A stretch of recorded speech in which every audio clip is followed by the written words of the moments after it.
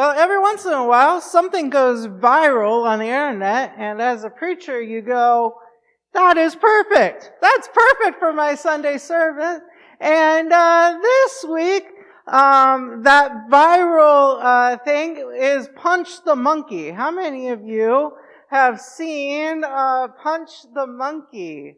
If you haven't seen him, here's a little intro to him. The most heartwarming animal story of the year isn't about the king of the jungle, but a tiny monkey and his stuffed toy. This is the story of Punch, a baby macaque born at the Ichikawa City Zoo who was abandoned by his mother and found comfort in the most unexpected place. Punch's story isn't just cute, it's a powerful reminder of resilience, empathy, and how sometimes even the smallest animals can teach us the biggest lessons about connection. So stick around as you don't want to miss the incredible journey of this brave little macaque. Punch, also known as Punch-kun, was born on the 26th of July 2025 at the Ichikawa City Zoo in Chiba Prefecture, Japan. From the very beginning, his life took an unexpected turn. While most baby macaques cling to their mothers for warmth, nutrition, and social learning, Punch was abandoned shortly after his birth, a rare but documented occurrence among primates in captivity. His mother simply didn't take to him, leaving Punch without the comfort that most macaques depend on from day one. This meant he had to fight for survival, not just physically, but emotionally too. The zookeeper stepped in immediately, feeding Punch by hand and caring for him around the clock. Without his mother, he lacked the physical contact and reassurance that macaque babies typically receive by cuddling their mother's fur. To make up for this emotional gap, the zoo team got creative. They introduced a large stuffed orangutan toy, hoping the plush companion might offer Punch something his biological mother could not. What happened next was nothing short of extraordinary. Punch instantly formed a deep attachment to the orangutan plush toy, carrying it everywhere he went. He hugged it while sleeping, dragged it across the enclosure, and used it as a source of comfort during stressful moments. Fans lovingly nicknamed the toy Oran Mama, a stand-in for the mother figure Punch never had. Videos of Punch and his plushy companion quickly spread on social media, eliciting millions of views and reactions worldwide. People were drawn to the sight of this vulnerable little monkey finding solace in something soft and familiar. It spoke to something universal in all of us, the need for love and comfort. Before long, the hashtag #HangInTherePunch began trending online, and people from all corners of the world began sharing stories, artwork, and heartfelt messages cheering Punch on. Fans even travelled to Japan to catch a glimpse of Punch in person, making the monkey enclosure at the zoo one of its most popular attractions. And the impact didn't stop there. The real-world sales of the IKEA Djungelskog orangutan plush toy shot up, with shelves selling out as stores struggled to keep up with demand in different countries. But Punch's journey wasn't all sweetness and light. Early footage showed him struggling to interact with other macaques, sometimes being ignored or scolded, behaviour that isn't unusual in strict macaque social structures when a baby hasn't learned social cues from its mother. However, in recent weeks there have been heartening developments. Videos circulating online now show Punch being groomed and cared for by older troop members, a key sign that he's slowly being accepted and integrated into the group. This transition from isolation to connection highlights not only the complexity of animal social systems, but also Punch's incredible resilience.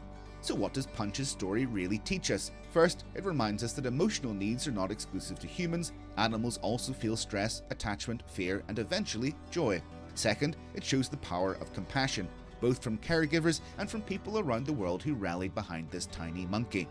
And finally, it teaches us about hope, that even when life starts with hardship, things can change. All right.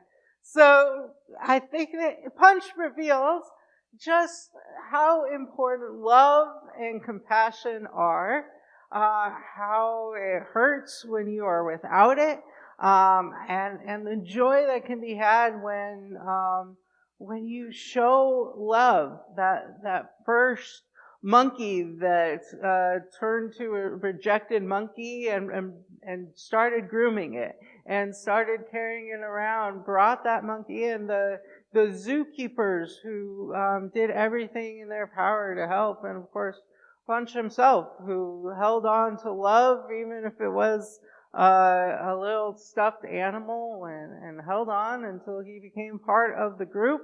And it shows that God is love, and so He creates a world where love wins. He creates a world of love.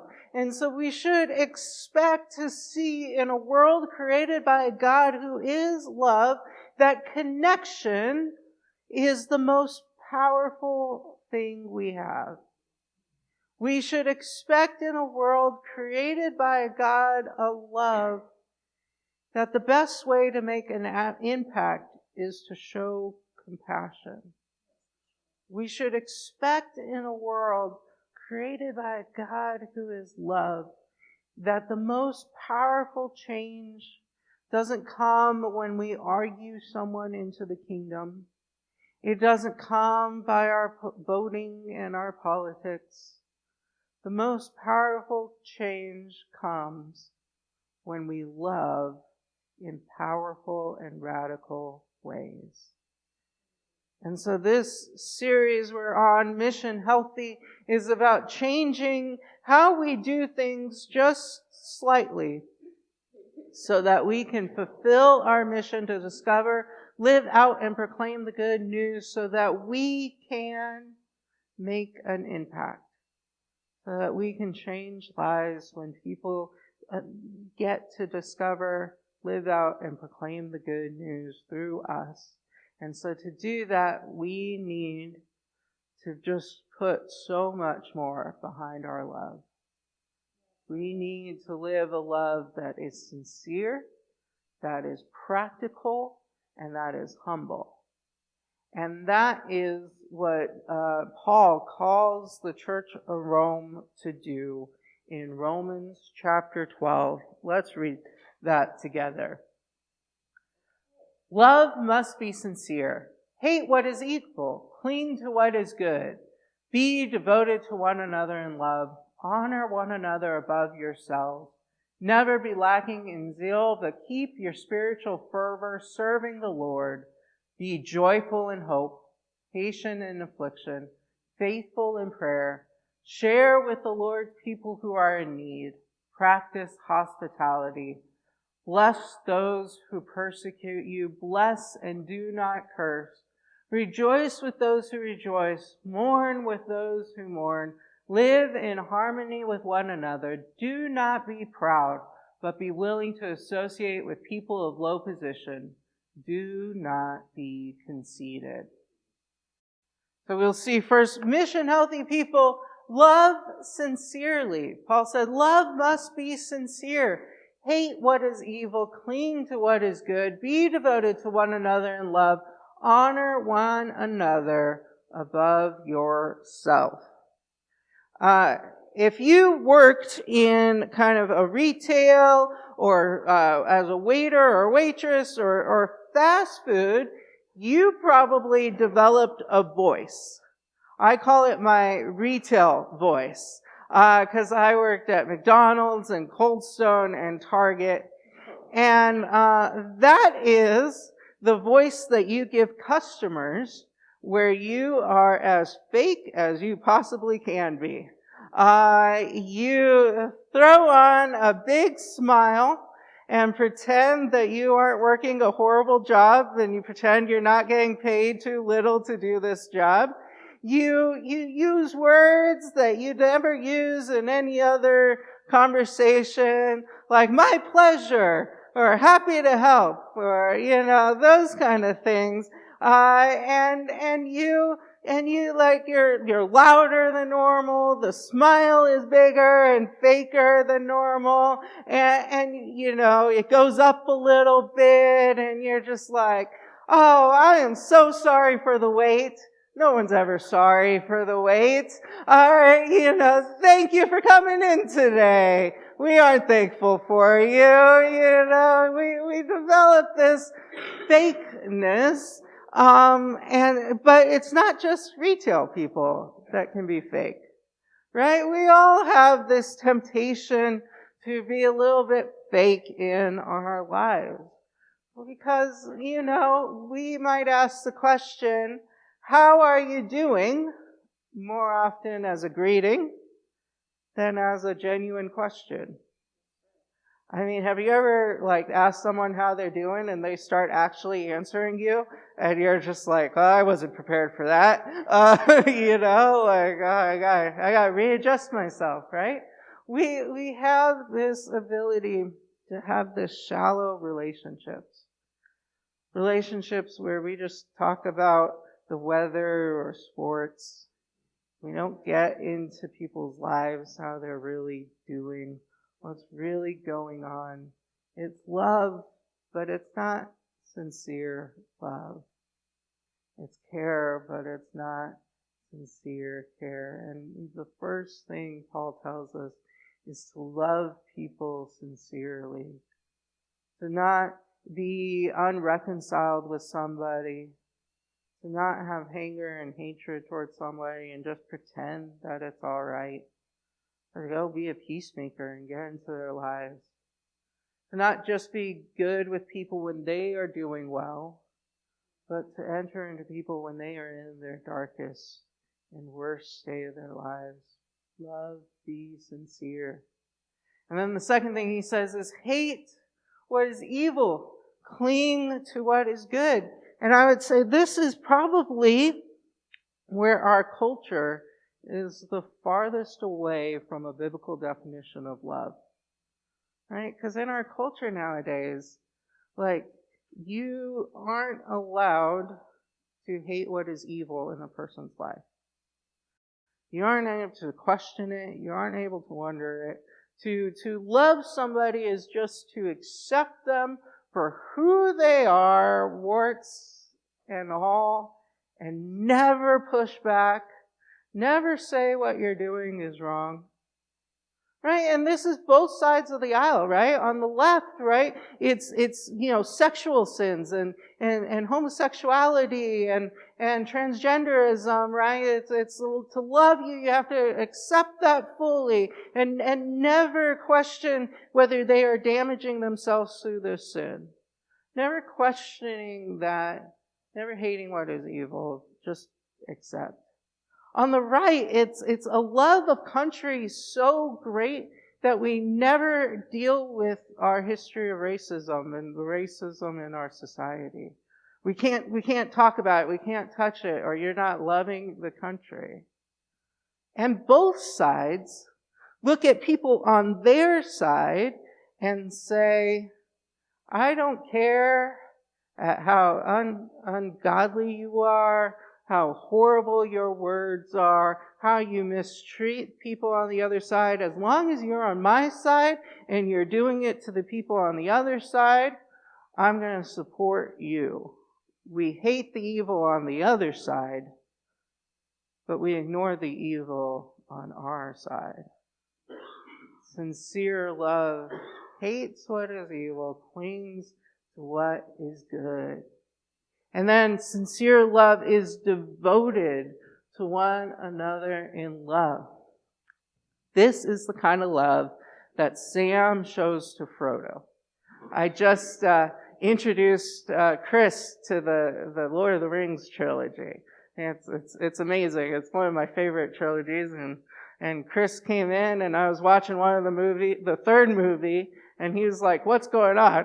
And I was like, "You've never seen Lord of the Rings movie?" So I stopped the third movie. I went back to the first movie, which I had already seen a couple weeks ago, but I was like, I don't care, this is great. And I started over with Chris. We didn't do one night, because that would be insane. That's like 9 hours of movie. But over the next few days, we watched it. And at the end of the movie, Chris said something really insightful. He said, I know Frodo's supposed to be the hero of the story, but I think Sam is the true hero. And he was right. Sam is the true hero of the Lord of the Rings story. He's the one who just was by Frodo's side the whole time. When the fellowship separated, Frodo was going to go on his own, but Sam jumped into a river when he couldn't swim to try to catch up to Frodo. He refused to allow Frodo to go alone. Throughout all this, when the ring and Gollum had turned Frodo against Sam, Sam didn't go away. He pursued Frodo. He helped Frodo. He rescued Frodo. And then, the most triumphant line in all of the Lord of the Rings is when Sam looks at Frodo, who has just completely collapsed, completely wiped out from carrying the weight of the ring, Sam looks at Frodo and he says, I cannot carry this ring up the mountain, but I can carry you, right? And he lifts Frodo on his shoulders and he heads up. That is that devoted kind of love. Can we be more like Sam with those around us? Can we be by their side in their darkest moment? Can we be by their side when they try to push us away? When they try to not forgive us? When they try to send us away? Can we still be by their side? And last one, honor one another above yourself. And like, this is a good question. Like, are you genuinely excited when other people do well? Yes, sir. Are you genuinely excited when other people are better than you at something? I'll tell you, Mark is coming next week, and I know him from my improv classes. And for the first 2 classes, I was better than Mark at improv. And then something happened between the second and third class, and he became much better than me at improv, and he's still better than me at improv. And I was upset at first. I was like, I got passed by someone. That's not good. I have that competitive streak. I don't lose lightly. But I've learned to just kind of love it. I love being able to work with someone better than me, right? And so can we lift each other up? Can we honor one another above ourselves when we are sincere? That means we genuinely care when there's evil and where there's good. When we are sincere, we devote ourselves. When we are sincere, we get excited in the success and the joys of those around us. So mission-healthy people love sincerely, and mission-healthy people love practically. Share with the Lord's people who are in need. Practice hospitality. Bless those who persecute you. Bless and do not curse. Rejoice with those who rejoice. Mourn with those who mourn. And so mission healthy is kind of like farmer healthy, right? And here's the difference between, you can really tell right away when you see somebody who works out at a gym for a couple hours every day and the people who work out by working a very hard job, like baling hay on a farm 12 hours a day, right? Like the shape of the muscles is different, the look is different, like, the one who does 2 hours a day at the gym is probably a little bit more attractive, right? The muscles are a little bit more refined.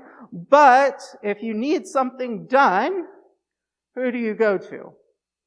You go to the farmer, right? You go to the person who, works the blue-collar jobs over and over. That's who you go to. And this is kind of the mission healthy. As someone who is neither workout healthy nor farmer healthy, I'm impressed by both, right? And so if you are healthy in any way, spiritually, I'm impressed by both. But to be mission healthy is to be healthy because you have just been practically doing love. It's not a healthy that comes just because you've read scripture. It's not healthy that is a couple hours a week you go to the gym and you go to church and lift your spiritual weights and sing your spiritual songs. Mission healthy is the kind of healthy that you get when you are constantly helping people. When you are constantly showing people that you love them. And so Paul gives a few things that just can practically blow away and practically show that you are mission healthy. The first, share with the Lord's people who are in need. And I don't know about you, but this doesn't seem like that hard of a task, right? It doesn't work. It's not hard to do this. But I can tell you, when you're doing this and you're giving it to somebody and you're also worried whether you will meet your budget. It gets hard practically. When you're doing it so much that it begins to hurt yourself. When you can't get all the things you want because you're giving to those in need. That is a difficult and practical love. Practice hospitality. That will be our last week in the series, so we will spend more time on that. But every time you welcome someone into your life, you put yourself at risk. You put yourself at risk of being harmed and hurt, right? It's a hard thing to do, to welcome in a stranger and get to know them and share life with a stranger. That's a big ask. That's something we've built our entire economic system around, making sure that nobody has to get asked that, right? But that is important. Oof. I don't know. The next one might be the hardest one. It's hard for me. Bless those who persecute you. Bless and do not curse. Man, it's hard when someone's gossiping about you and spreading rumors about you, not to go fight and defend yourself.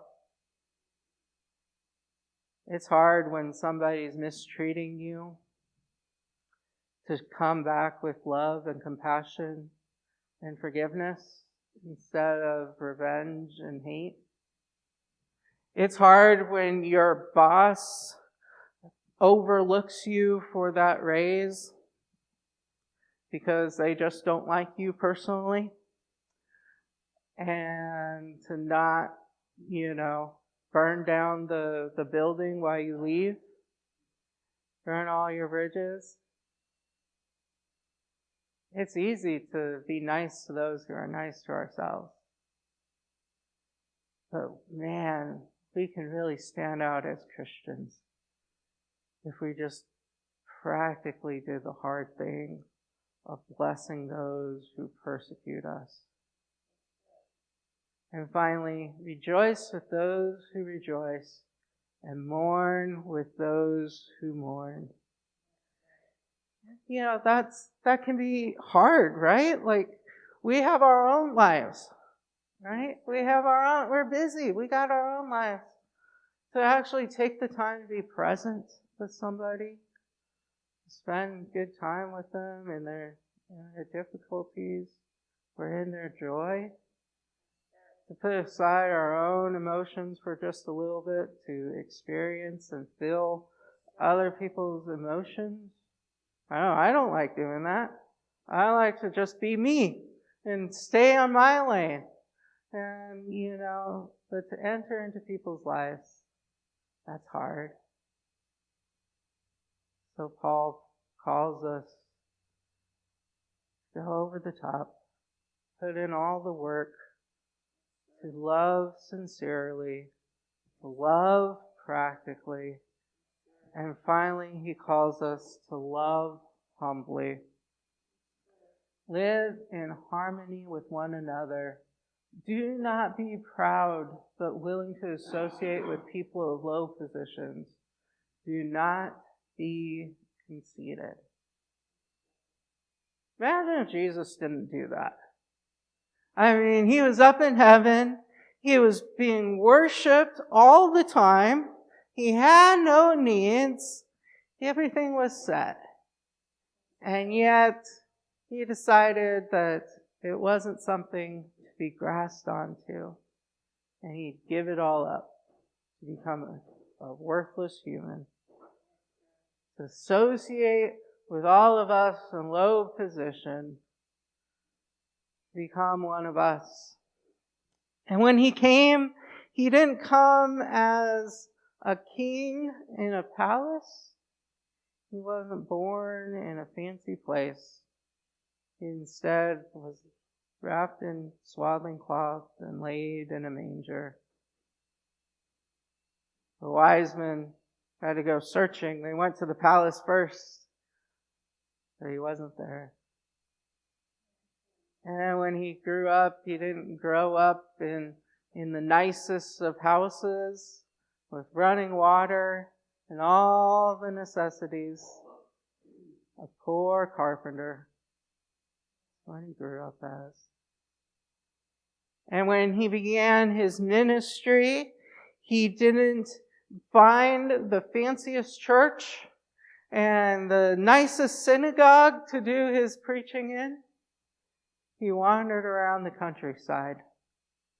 As a rabbi, he didn't get the rich kids to be part of his disciples, the ones whose parents would have paid handsomely for the privilege of teaching their kids. He went and he found fishermen who couldn't pay a fee. And so he was able to say, foxes have holes and birds have nests, but the Son of Man has nowhere to lay his head. And on the night before he was betrayed, he showed it most of all in 2 acts. First act is he went and he knelt down and he washed his disciples' feet. These feet that have been walking on dirt roads and sandals, where the mud has been caked on. They stunk. He washed those feet. And then he also showed it when he said, "This is my body, broken for you." He broke his body to take on our biggest burden, our sin. And he took the cup and he said, "This cup represents the new covenant in my blood." Samantha, just stay seated. They're having fun. This is servanthood, right? Like we celebrate kids because they are not lower than us, right? Yes, We rejoice when they make noise here in this church. Yes, sir. Sorry to call you out, Samantha. Yeah, that's what Jesus did, right? His body was broken for us. His blood was shed for us because he loved us sincerely. Yes, sir. He loved us practically, taking on our biggest burden. Yes, sir. And he loved us humbly, not saying sinners and enemies were too far away from God. Yes, sir. He loves us. Yes, sir. And so we will remember that together in taking communion together. We will remind ourselves of the good news of Jesus' sincere, practical, and humble love. We'll also use this time to ask God to reveal in your heart where you need to grow in love. That relationship that you have not been devoted to because you've allowed a grudge to come in between you. That person in need that you need to show more hospitality to. The person of low position that you need to raise up. Because this is also called communion, right? That celebrates our communion with Jesus and our communion as a church, one with another. Both can be celebrated in this moment. And that's what we'll do together.